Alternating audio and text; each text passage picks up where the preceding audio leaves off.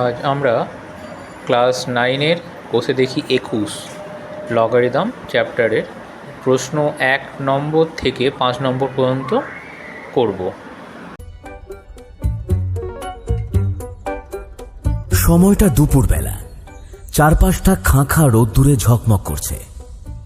এমন সময় একখানা জামা রিপু করতে করতে কেনারাম চাকরকে তার মনিবের ঘর থেকে বেরিয়ে আসতে দেখা গেল। মুখটা তার হয়ে আছে একেবারে পেট মোটা গোল হাঁড়ির মতন। আপন মনে গজগজ করতে করতে সে বলল, এই যা, আবার একটু ছিঁড়ে গেল। এ ছুটেই ছিঁড়ে যায়, কি করি এবার? রিপু করবো কি? কপাল করে একখানা মনি জুটেছে বটে আমার। এ জামাটা দিয়ে যে ক বছর কাটালেন, 3 বছর তো আমি এইরকমই দেখছি। আরো ক বছর যে দেখতে হবে কে জানে বাবু।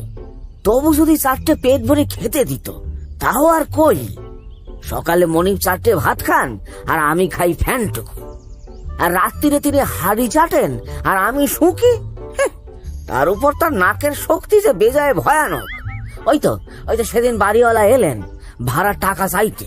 আর যে সময় দিতে পারি না বাপু। এবার ভালোই বকেয়া টাকা মিটিয়ে দাও দেখি। তোমার তো 1.5 টাকা বাকি। আপনার বাড়িতে আজ কিছুর ভোজ হয়েছে নাকি? মানে কাছাকাছি কিনা সবই মালুম হয়। তবে তো এখানেও মালুম হলে উপকার হতো যে এমন করে বাকির ভাড়া ফেলে রাখলে চলে না। আর যাই নাকি তবে আপনার ওখানে? আমার চাকরটিও কিন্তু সঙ্গে যাবে, কেমন?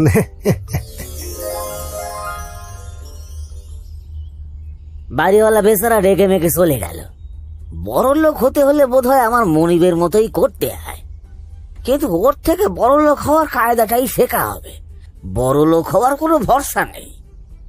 রাখবার সময় যে কত আশাই না দিয়েছিলেন, আর আজ এই 3 বছরে একটা পয়সাও দিলেন না। দেখি আজ যদি মাইনে না দেয় তবে এর কাজ আমি আর করব না। কেনারাম দ্রুত পায়ে ভেতরের ঘরের দিকে চলে যেতেই সেখানে আসতে দেখা গেল তার মনিব বেচারামকে। সারা গাল জুড়ে তখন লেগে রয়েছে একখানা ফুঁচকে হাসি। বিড়বিড় করে সে বলল, চাকরটা জামা নিয়ে কত কথাই না বলে গেল। বেটা ভেবেছে আমি সত্যিই কালা। আরে আমার মতো যদি কান থাকতো তাহলে চাকরি করতে হতো না। আমি যা করে খাই তাই করে খেতে পারতিস। ঘরের ভেতরে কজন লোক, কজন জেগে আছে, কজন ঘুমোচ্ছে, দাওয়ায় কান পেতে সব বুঝেনি। কোথায় সিন্দুকের ভেতরে আরশোলা করকর করছে, বাইরে থেকে বুঝেনি। বাপু কানে যে শুনি আমি। কানে শোনাটা তো বেশ ভালোই, কিন্তু না শোনার যে সুবিধা আছে তা তো বুঝবে না। এই যে সেদিন বাড়িওয়ালা বেটা এলো ফাঁকি দিয়ে টাকা আদায় করতে, কিন্তু আমার কানে না শোনার কত সুবিধা দেখো। পাওনাদারদের টাকা দিতে হয় না, বাড়ি ভাড়া দিতে হয় না, চাকরের মাইনে দিতে হয় না।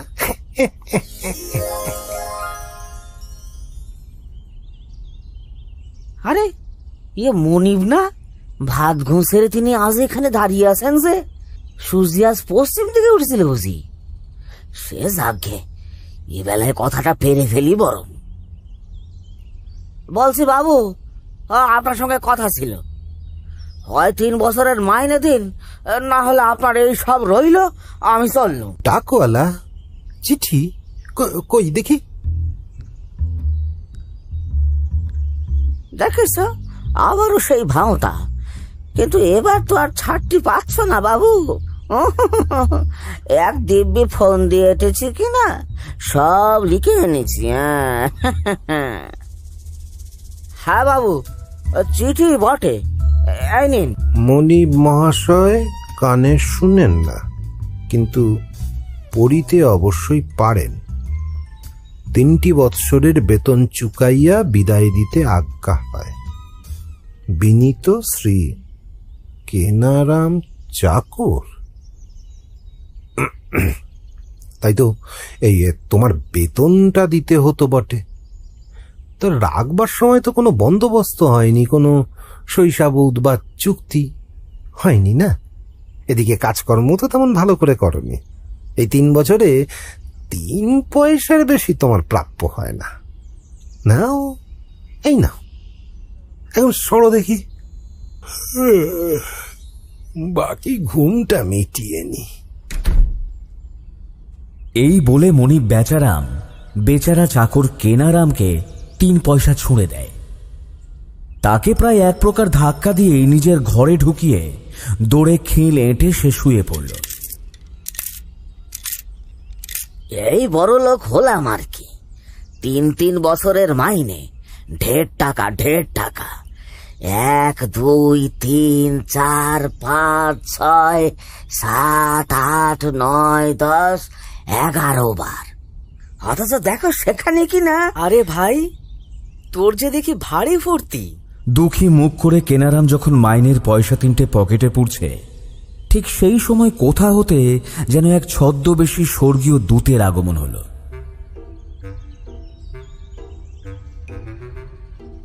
হ্যাঁ, কে ও?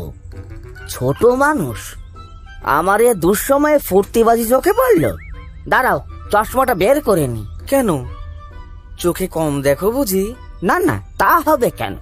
বড় লোক হয়েছি যে, ছোট মানুষ আর কেমন করে চট করে চোখে মালুম পড়ে না। বটে, তাই এত বড় লোক কি করে হলি ভাই? 3টে বছরের মাইনে, 1 এই 2 3। তাই তো ভাই, এত টাকা নিয়ে তুই কি করবি? আমি গরিব, আমাকে কিছু দে না। নিবি? তা নে, এই নে। ভগবান আমাকে খেটে খাওয়ার শক্তি দিয়েছেন, তো খেটেই খাবো। তুই রাখ এটা। স্বর্গীয় দূতকে কেনারাম মাইনের পয়সা 3টে দিতেই সে খুব খুশি হল। গদগদ হয়ে সে বলল, তুই ভাই বেশ লোক, তোর মনটা খুব ভালো। আমি ঈশ্বরের দূত, ভালো লোক দেখলে পুরস্কার দিই। তোর ব্যবহারে খুব খুশি হয়েছি। তুই কি চাস বল? যা চাস তাই পাবি। আপনি ঈশ্বরের দূত? তবে তো আপনার সামনে দাঁড়িয়ে আমি বড় বেয়াদবি করেছি। তোর কোনো ভয় নেই। তুই আমাকে তুই বা তুমি যা খুশি বল, কিছুতেই বেয়াদবি হবে না।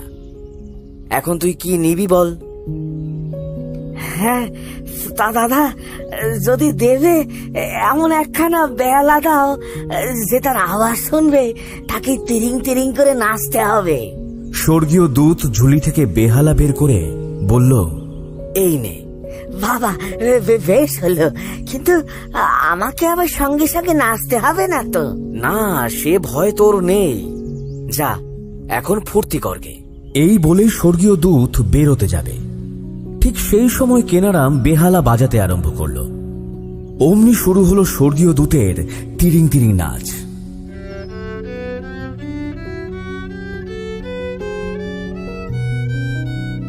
আরে দূর হতভাগা, আমারই উপর পরীক্ষা করে বসলি। তুমি যে ফুর্তি করতে বললে দাদা। আমি আগে যাই, তারপর করিস। আচ্ছা আচ্ছা।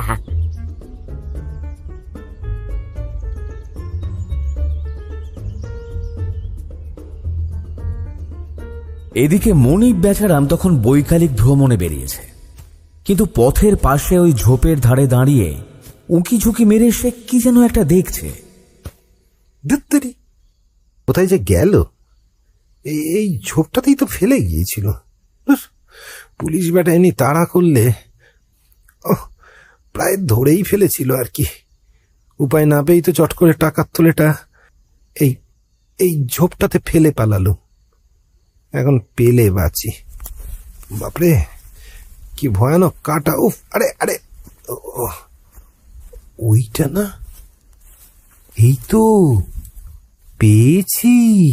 ঠিক এই সময় কোথা থেকে যেন কেনারাম এক প্রকার মাটি ফুঁড়ে সেখানে হাজির হলো। মিচকি হাসতে হাসতে সে মনে মনে বলল, ওই যে বেসুবাবু কাটা বনে ঢুকেছেন, এবার এক গজ বাজিয়ে নি। পুরনো মনিব বলে কথা।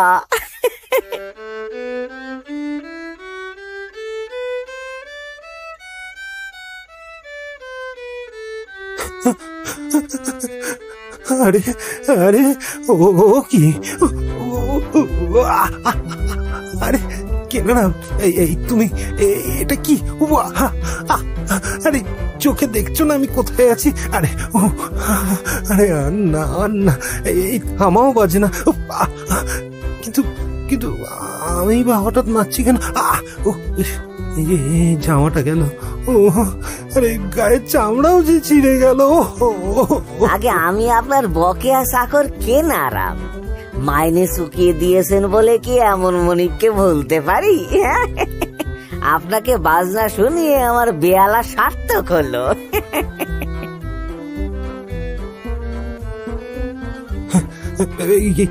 কি মুশকিল বাবা? কেনারাম বাবা, রক্ষে করো বাবা। কি বাজনা যে শুনলেই নাচতে হয়। বাবা বাবা আর কাজ নেই। শোনো না, আমি খুব খুব খুশি হয়েছি। এই নাও, এই টাকার থলি তোমায় দিচ্ছি, তোমার মাইনে থেকে পুষিয়ে নাও। ও বাবা গো বাবা, দোহাই বাবা, আমাকে নাচিও না। এই বলে সাত তাড়াতাড়ি টাকার থলিখানা কেনারামের হাতে দিল বেচারাম। বিনীতভাবে মাথা নামিয়ে কেনারাম বলল, আগে তা কি হয়? আপনার মতো মনিব না হলে গুণ কে বোঝে? এখন তো দেখছি বেয়ালার আওয়াজে আপনার কানে খাটোর ব্যারামটাও সেরে গেল। ভালো ভালো, খুব ভালো। আর যদি এ ব্যারাম কখনো হয় আবার আমায় খবর দেবেন, আমি বেয়ালা নিয়ে এসে চিকিৎসা করব। আসি তবে। আচ্ছা, নিয়ে গেলাম তাহলে থলেখানা। আসি।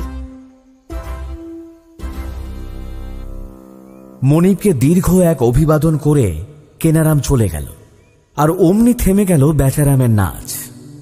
হতভাগা লক্ষ্মী ছাড়া চাকর, জোচ্চোর, বাটপার, ডাকাত, বেটাকে দেখাচ্ছি। পুলিশ পুলিশ, চোর চোর। এদিকে বেচারাম দ্বারস্থ হল বিচারালয়ের। হন্তদন্ত হয়ে সেখানে গিয়ে কাঁদো কাঁদো স্বরে সে বলল, দোহাই হুজুর, আমাকে ধনে প্রাণে মেরেছে। আরে ব্যাপার কি? তোমার কি হয়েছে? বেচারাম তার গায়ে, হাতে, পায়ে কাঁটার আঁচড় দেখাতে দেখাতে বলল, আর কি হবে হুজুর, আমি ধনে প্রাণে গিয়েছি। বড় রাস্তার ধারে ওই কেনা বেটা আমাকে মেরে ধরে টাকা কড়ি সব কেড়ে নিয়েছে। ওকে 3 বছর আমি খাইয়ে পড়িয়ে মানুষ করলাম, আর তার এই প্রতিদান দিতে হলো। হতভাগা দিন রাত বেহালা নিয়ে ফেরে। এখনই ধরতে পাঠান হুজুর, তাকে দেখলেই চিনতে পারবেন। 4 জন লোক, এক্ষুনি গিয়ে কেনারামকে ধরে নিয়ে এসো। কিছুক্ষণের মধ্যেই কেনারামকে নিয়ে সেই 4 জন লোক ফিরে এলো, আর চাকরকে দেখা মাত্রই বেচারাম ক্ষেপে উঠে বলল, ওই ওই হতভাগা হুজুর, ওই কেনারামই আমার সর্বনাশ করেছে। বেটাকে আচ্ছা করে। চুপ, একদম চুপ। তা তুমি কেনারাম, তুমি কি একে মেরে টাকা কেড়ে নিয়েছো? সে কি হুজুর, আপনি আর কি বলছেন? উনি আমার বেয়ালার বাজনা শুনে আমায় 1 থলি টাকা পুরস্কার দিয়েছেন। আমি সত্যি বলছি। ওর যে চেহারা দেখছি, তাতে ও যে বেহালা শুনে তোমায় এতগুলো টাকা দিয়েছে, তা আমি কিছুতেই বিশ্বাস করতে পারছি না। আর ওর গায়েও এইসব দাগ দেখছি, সুতরাং প্রমাণ হচ্ছে তুমি ওকে মেরে টাকার থলি কেড়ে নিয়েছো। এ ডাকাতি, আর ডাকাতির শাস্তি ফাঁসি। তোমার ফাঁসি হবে। এখন তোমার যদি কোনো আকাঙ্ক্ষা থাকে তো বলো। হুজুর, আমার আর কোনো স্বাদ নাই। খালি এ জন্মের মতো শেষবার আমার ওই বেয়ালাখানা একবার বাজাতে চাই। সর্বনাশ হুজুর, এমন হুকুম দেবেন না। পাশ থেকে চাপরাশি বেচারামকে রুলের গুঁতো মেরে কটমট চোখে চেয়ে ধমক দিল, চুপলাও। আর কোনো স্বাদ তোমার নেই কেবল এই? আচ্ছা বেশ, বাজাও।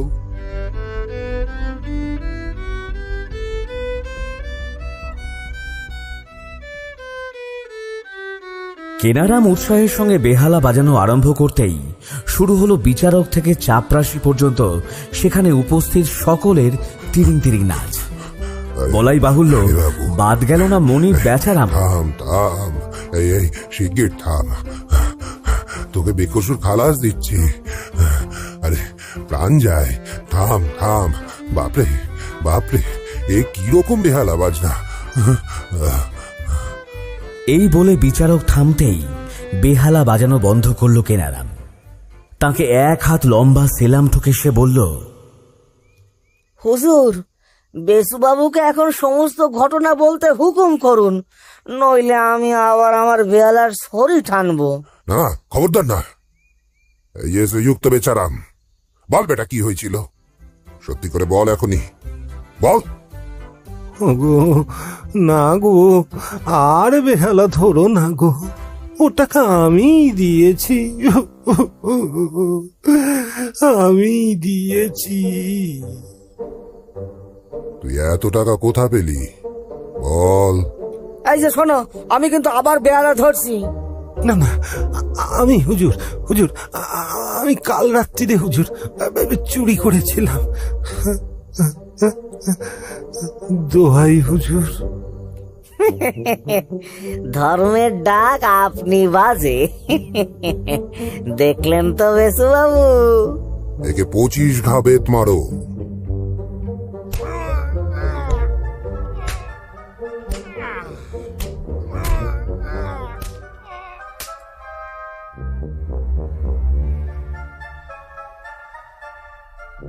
তোমরা শুনছিলে আড্ডাবাজ বেঙ্গলি অডিও স্টোরি।